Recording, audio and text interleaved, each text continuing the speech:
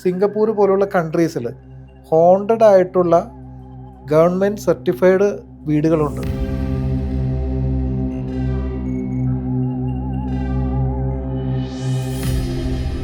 അന്ന് സംഭവിച്ച അതേ തന്നെ കാലാവസ്ഥയും അന്തരീക്ഷവും ഒക്കെ വരുമ്പോൾ ഇത് വീണ്ടും റീക്രിയേറ്റ് ചെയ്യപ്പെടും. ഇയാൻ സ്റ്റീവൻസൺ, ബ്രയൻ വൈസ്, ഇവരൊക്കെ ഇതിൽ റിസർച്ച് നടത്തിയ വ്യക്തികളാണ്. പുനർജന്മം ഉണ്ടെന്നും ഒക്കെ തന്നെ. ഇതിനു മുമ്പ് അവിടെ താമസിച്ചിരുന്ന ഒരു പയ്യൻ താമസിച്ചിരുന്നപ്പോൾ സ്ഥിരം അവിടെ ഒരു ആത്മാവിൻ്റെ സാന്നിധ്യം കണ്ടിരുന്നവരാണ്. ഇവൻ ചെന്ന് ആ റൂമിൽ കിടന്നിട്ട് അവനത് അറിയാൻ പറ്റുന്നില്ല. ഞാൻ പറയുന്നത് മനുഷ്യരെ പേടിച്ചാൽ മതി, ആത്മാക്കളെ പേടിക്കണ്ട. മനുഷ്യൻ്റെ സോളിനെയാണ്, സ്പിരിറ്റിനെയാണ് സോൾ എന്ന് പറയുന്നത്. ചാത്തൻ എന്ന് പറയുന്നത് ഈ ലോകത്തിൽ നിലനിൽക്കുന്ന എൻറ്റിറ്റീസാണ്. നമസ്കാരം സാർ. നമസ്കാരം. നമ്മൾക്ക് ഏറ്റവും ഇൻട്രസ്റ്റിംഗ് ആയിട്ടുള്ള കുറേ കാര്യങ്ങളാണ് ഹോണ്ടഡ് സ്റ്റോറീസ്, അതേപോലെ ഹോണ്ടഡ് റീൽസ്, അങ്ങനത്തെ ഉള്ള കാര്യങ്ങളാണ്. ഈ പാരാനോർമൽ ആക്ടിവിറ്റീസ് ഒക്കെ കാണാനും അറിയാനും ഒരുപാട് ഇഷ്ടമുണ്ട്. അപ്പോൾ അതിനകത്തിൽ ഒരു പ്രധാന കാര്യമാണ് ഈ ഹോണ്ടഡ് റീൽസിനകത്തിൽ ഉപേക്ഷിക്കപ്പെട്ട ചില വീടുകൾ, അതേപോലെ പ്രേത അനുഭവങ്ങൾ ഉണ്ടായിട്ടുള്ള ചില സ്ഥലങ്ങൾ. ആ സ്ഥലങ്ങളിലേക്ക് നമ്മൾ ചെന്നിട്ട് ഈ പറയുന്ന ഡിറ്റക്ടർ വെച്ചിട്ട് നെഗറ്റീവ് എനർജി എത്രത്തോളം ഉണ്ട്, എന്തെങ്കിലും എനർജി കണക്ട് ചെയ്യുന്നുണ്ട്, ഇതൊക്കെ കാണിക്കാം റീൽസിനകത്ത്. പക്ഷെ ആ വീഡിയോയുടെ എൻഡിൽ എന്ന് പറഞ്ഞു കഴിഞ്ഞാൽ ഇവിടെ അങ്ങനത്തെ ഒരു കാര്യമൊന്നും ഇല്ലാന്നായിരിക്കും അതിന്റെ ഉത്തരം. നമുക്ക് ഞാൻ വിചാരിക്കും ഇങ്ങനെയൊന്നും ഇല്ല എന്നുള്ളൊരു ഉത്തരമാണ് ഇത്രയും റീൽസിനകത്തിൽ എൻഡിൽ വരുന്നത്. പക്ഷെ എന്തുകൊണ്ടായിരിക്കും ഇത്രയധികം മില്യൺസ് ഓഫ് ആൾക്കാർ വീണ്ടും അടുത്ത റീല് വീണ്ടും കാണുന്നത്? ഉത്തരം ഇത് തന്നെയാണ് എല്ലാ റീൽസിലും കൊടുത്തിരിക്കുന്നത്. അതേപോലെ തന്നെ ആ റീലിനകത്ത് പ്രധാനമായിട്ടും ഒന്ന് രണ്ടെണ്ണത്തിനകത്ത് ഞാൻ ശ്രദ്ധിച്ചൊരു കാര്യമാണ്, ഇതിനു മുൻപ് ഞാൻ ഇതുവഴി വന്ന സമയത്ത് എനിക്ക് ഇങ്ങനെ ഒരു അനുഭവം ഉണ്ടായി, അത് ഒന്നുകൂടെ ടെസ്റ്റ് ചെയ്യാനും ക്യാപ്ചർ ചെയ്യാനുമാണ് ഞാൻ വന്നത് ഉള്ളത് കാണിച്ചിട്ടാണ് ആ ഒരു വീഡിയോ ചെയ്തിട്ടുള്ളത്.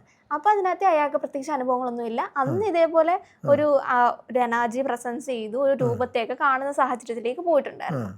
അപ്പോൾ നമുക്ക് ചില സമയങ്ങളിൽ മാത്രം ഇത് ഡിറ്റക്ട് ചെയ്യാനുള്ള എബിലിറ്റി കിട്ടുകയും ചില സമയത്തൊന്നും തോന്നാതിരിക്കുന്ന അവസ്ഥ, അങ്ങനെയുണ്ടോ? അതായത് വ്യക്തികളെ അനുസരിച്ചിരിക്കും. ഓരോ വ്യക്തികൾക്ക് ഓരോ രീതിയിലാണ് കഴിവുള്ളത്. ചിലർ സൈക്കിക് എബിലിറ്റി എപ്പോഴും ഉപയോഗിക്കാൻ പറ്റുന്ന രീതിയിലുള്ള മെൻ്റൽ ഫാക്കൽറ്റി ഉള്ള ആൾക്കാരായിരിക്കും. ചിലർക്ക് ഇത് ചിലപ്പോൾ മാത്രമേ വർക്ക് ചെയ്യുള്ളൂ എന്നുണ്ടാവും. അങ്ങനെയുള്ളവരുണ്ട്. ഇപ്പം എന്നെ സംബന്ധിച്ചിടത്തോളം ഞാൻ എപ്പോഴും ഈ എബിലിറ്റി ഉപയോഗിക്കാറില്ല. അത്യാവശ്യ ഘട്ടങ്ങളിൽ മാത്രമേ ഉപയോഗിക്കാറുള്ളൂ. അല്ലാത്തപ്പോൾ ഞാൻ ഉപയോഗിക്കാറില്ല. എന്തിനാ വെറുതെ? അതിങ്ങനെ എന്താ പറഞ്ഞാൽ, ഇപ്പോൾ യോഗശാസ്ത്രത്തിൻ്റെ ഭാഷയിലൊക്കെ പറഞ്ഞാൽ നമ്മൾ ഈ തേർഡ് ഐ അഥവാ നമ്മുടെ ആജ്ഞാചക്രം, അത് ഷട്ടർ ഓപ്പൺ ആക്കിയാൽ ഇത് വിസിബിൾ ആവും, അത് ഷട്ട് ചെയ്ത് കഴിഞ്ഞാൽ നിൽക്കും. അങ്ങനെയാണ് ഞാനത് ഓപ്പറേറ്റ് ചെയ്യുന്നത്. അതായത് നമ്മൾ അതിന് ഞാൻ പറയുമ്പോൾ ഇവിടെ ഒരു ഷട്ടർ തുറക്കുക അടക്കുകയല്ല എന്ന പോലെ നമ്മുടെ മൈൻഡിനെ ആ ഒരു റെലത്തിലേക്ക്, ആ ഒരു തലത്തിലേക്ക് ഉയർത്തുകയും അതടക്കുകയും ചെയ്യുകയാണ്, അല്ലാതെ വേറൊന്നുമില്ല. അപ്പോൾ ഇവിടെ ഈ ഹോണ്ടഡ് ഹൗസ് എന്ന് പറഞ്ഞപ്പോൾ തന്നെ എനിക്ക് ഓർമ്മ വന്നത് സിംഗപ്പൂർ പോലുള്ള കൺട്രീസിൽ ഹോണ്ടഡ് ആയിട്ടുള്ള ഗവൺമെൻറ് സർട്ടിഫൈഡ് വീടുകളുണ്ട്. അത് കേട്ടിട്ടുണ്ടോ അതിര? സർട്ടിഫൈഡ് ആയിട്ടുള്ള വീടുകളുണ്ട്.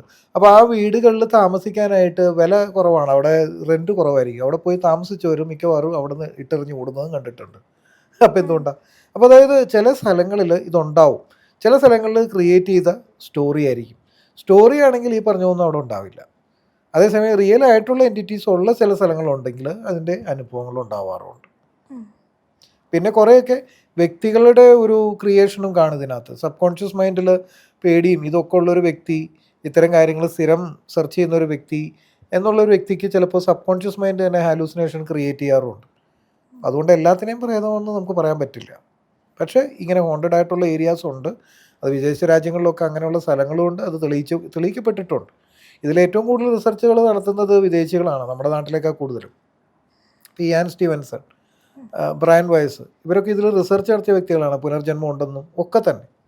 അപ്പോൾ അതെങ്ങനെ, അത് സയൻറ്റിഫിക്കലി പ്രൂവ്ഡാണ്. ഒരു വ്യക്തി പലതവണ ജനിച്ചിട്ടുണ്ട് അല്ലെങ്കിൽ പൂർവ്വജന്മം ഉണ്ട് എന്ന് തെളിയിക്കപ്പെട്ടിട്ടുണ്ട്.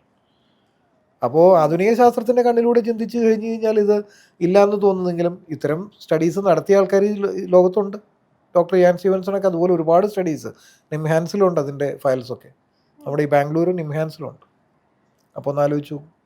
അപ്പോൾ ഇത് പോസിബിലിറ്റി ഉണ്ട് ഇതിനൊക്കെ, ഇല്ലയെന്നല്ല. പിന്നെ ഈ പ്രേത ആത്മാവിൻ്റെ സാന്നിധ്യം സ്ഥിരം ഉണ്ടാകുന്ന സ്ഥലങ്ങളെന്നൊക്കെ പറയുന്നത് വളരെ അത്യപൂർവമായിട്ടും ഉള്ളൂ. അങ്ങനത്തെ സ്ഥലങ്ങൾ റെയർ ആയതുകൊണ്ട് ആളുകൾക്ക് വിശ്വസിക്കാൻ ബുദ്ധിമുട്ടാണ്. അങ്ങനെയാണെങ്കിൽ എൻ്റെ വീട്ടിൽ പ്രേതമില്ലല്ലോ എന്നൊക്കെ പറയുകയാണ്. അപ്പോൾ എന്താണ്, എല്ലാ വീടുകളിലും പ്രേതമുണ്ടോ? ഇല്ല, ഒരിക്കലും ഇല്ല. ചില സ്ഥലങ്ങളിൽ മാത്രം. അപ്പോൾ അനുരണനം എന്ന് പറയുന്ന ഒരു ഒരു സംഭവം ലോകത്ത് നടക്കാറുണ്ട്. ഫോർ എക്സാമ്പിൾ, ഒരു വിജനമായ വഴി, ഒരു വളവ്, ആ വളവിൽ ഒരു 10-25 വർഷം മുമ്പ് ഒരു ആക്സിഡൻറ്റ് നടന്ന ഒരാൾ മരിച്ചിട്ടുണ്ട്. ഒരു 2 വീലർ ആക്സിഡൻറ്റിൽ മരിച്ചു എന്ന് വിചാരിക്കുക.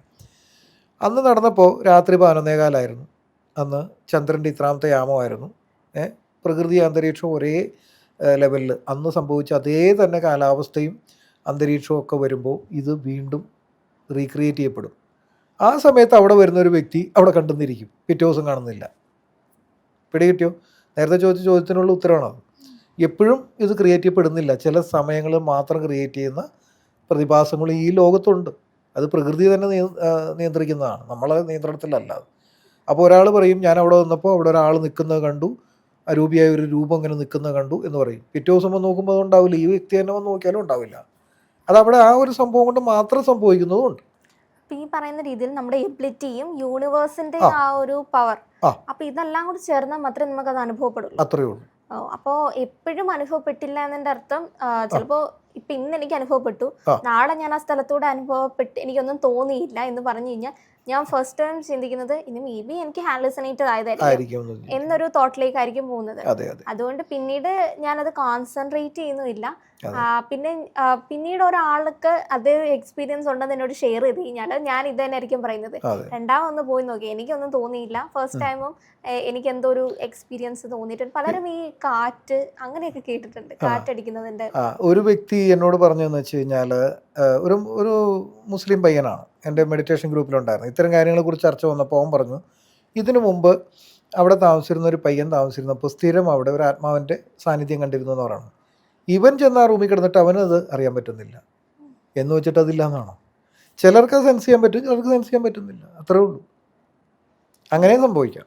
ഈ സെൻസ് ഉള്ളവർ വളരെ റെയറാണ് ഈ ലോകത്ത്. ചിലപ്പോൾ ഒരു തവണ സെൻസ് ചെയ്ത് പിന്നെ ഈ സെൻസേ വർക്ക് ചെയ്യാത്തവരും ഉണ്ട്. അപ്പോൾ അവർക്ക് തോന്നും ഇത് തോന്നലാന്ന് തോന്നും. ചിലപ്പോൾ തോന്നലും ആവാക്കട്ടും. തോന്നൽ കൊണ്ടും വരുന്നതുകൊണ്ട് റിയൽ ആയിട്ടുള്ളതുകൊണ്ട്, രണ്ടുമുണ്ട്. ഇത് വേർതിരിച്ചറിയണമെങ്കിൽ ഇച്ചിരി ബുദ്ധിമുട്ടാണ്.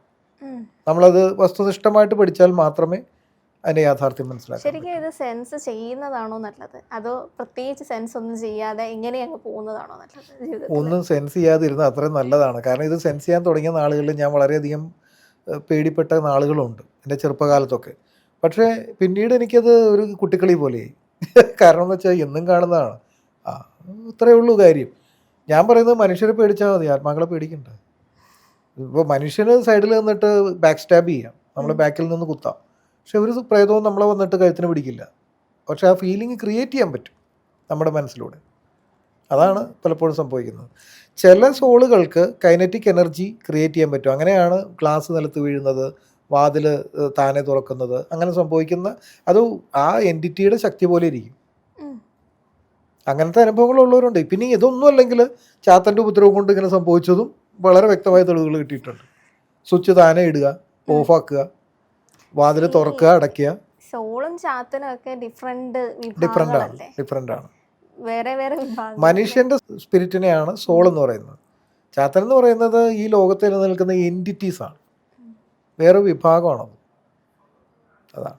ചാത്തന് പ്രത്യേകിച്ച് ഇവിടുന്ന് പോണോന്നോ അല്ലെങ്കിൽ അങ്ങനത്തെ വിചാരമൊന്നും ഉണ്ടല്ലോ. സോളിനെ സംബന്ധിച്ച് അങ്ങനെ കേട്ടിട്ടുണ്ട്. അവർക്ക് ആഗ്രഹം ഉന്നത തലങ്ങളിലേക്കൊക്കെ പോകുന്നതാണ്. വെറുതെ അവരിവിടെ പിടിച്ചു കെട്ടിയിരുന്നിട്ട് നമുക്ക് നമ്മളുടേതായിട്ടുള്ള ഉപയോഗങ്ങൾക്കൊന്നും ഉപയോഗിക്കരുത് എന്ന് കേട്ടിട്ടുണ്ട്. പക്ഷെ ചാത്തൻ എന്ന് പറയുന്നത് ആർക്ക് വേണമെങ്കിലും ആവശ്യാനുസരണം ഉപയോഗിക്കാൻ പറ്റുന്ന രീതിയിലാണ് പൊതുവെ കേട്ടിട്ടുള്ളതും അത് തന്നെയാണ് ചെയ്തുകൊണ്ടിരിക്കുന്നതും. ചാത്തനാന്ന് പറഞ്ഞ് പറ്റിക്കുന്ന രീതിയുണ്ടോ എന്ന് വെച്ചാൽ സോളിനെ ഇതേപോലെ സോളിനെ ആണ് ഇവർക്ക് ഇപ്പോൾ ഒരാൾക്ക് ആഗ്രഹം സാധിക്കണം. അപ്പോൾ ഒരാളുടെ അടുത്തേക്ക് പോവാണ്, അപ്പോൾ അവർ ചാത്തനാണ് ഇത് സാധിച്ചു തരുന്നതെന്ന് പറഞ്ഞ് ഒരു സോളിനെ കൊണ്ടാണ് ചെയ്യിപ്പിക്കാം. രണ്ടും ചെയ്യിക്കാം. ഈ ചാത്തനെയും വിടാം, സോളിനെ. ഇപ്പോൾ ഫോർ എക്സാമ്പിൾ നമ്മൾ ഇതിനു മുമ്പ് ചർച്ച ചെയ്തപ്പോൾ ഞാൻ പറഞ്ഞു, ശ്മശാനത്തിൽ നിന്ന് എടുത്ത നഖം, മുടി, ഇതൊക്കെ വെച്ചിട്ട് ആ സോളിനെ ഒരാൾക്കെതിരെ അയക്കാം. അങ്ങനെ ചെയ്യുന്നുണ്ട്. അത് ശരിക്കും റിയൽ പ്രസൻസ് അവർക്ക് തോന്നുവാണ്, ആളെ കാണുന്നതായിട്ടും ഒക്കെ തന്നെ അവർക്ക്. അത് എൻ്റെ അടുത്ത് വന്നിട്ടുണ്ടെന്നേ എത്രയോ കേസുകൾ. അതുകൊണ്ട് ഞാൻ പറയാൻ കാരണം, ഞാൻ അല്ലെങ്കിൽ ഇത്രയും കോൺഫിഡൻസോടുകൂടി പറയൂ. അതാണ്, അതങ്ങനെ നടക്കുന്നുണ്ട്. പക്ഷേ നടക്കുന്നത് വളരെ റെയറായിട്ടേ ഉള്ളൂ. ഇത് അറിയാവുന്നവർ, ഈ ഇത്തരം ആളുകളുടെ അടുത്ത് പോകുന്നവർ, മാന്ത്രികരുടെ അടുത്ത് പോയിട്ടൊക്കെ ചെയ്യുന്നവർ റെയറാണ്, അനുഭവമുള്ളവർ റെയറാണ്. ഇനി എല്ലാ ക്ഷുദ്രവും എല്ലാവരും ഏക്കുമെന്ന് ചോദിച്ചാൽ എല്ലാ ക്ഷുദ്രവും എല്ലാവരും ഏൽക്കില്ല. നല്ല പവറുള്ള ഒരാളുടെ അടുത്തേക്ക് ക്ഷുദ്രം അയച്ചു കഴിഞ്ഞാൽ തിരിച്ചടിക്കും, അത് വേറെ കാര്യം.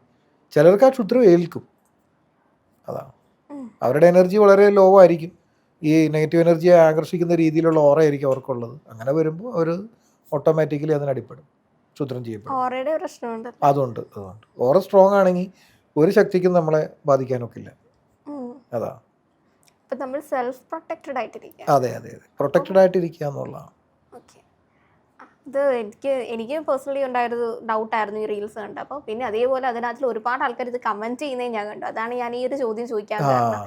എബിലിറ്റി ചില സമയങ്ങളിൽ ഇല്ലാതിരിക്കുന്നതും ചില സമയങ്ങളിൽ മാത്രം അനുഭവപ്പെടുന്നതും ഹലൂസിനേഷൻസ് തന്നെയാണോ എന്നൊരു സംശയം. Thank you sir. ഓക്കെ, ശരി.